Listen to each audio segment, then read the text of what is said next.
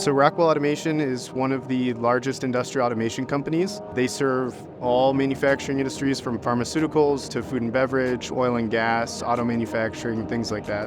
One of the primary business challenges is standardization and time. So when you look at deploying these systems manually, it can take weeks to months to deploy all the virtual machines and install the software.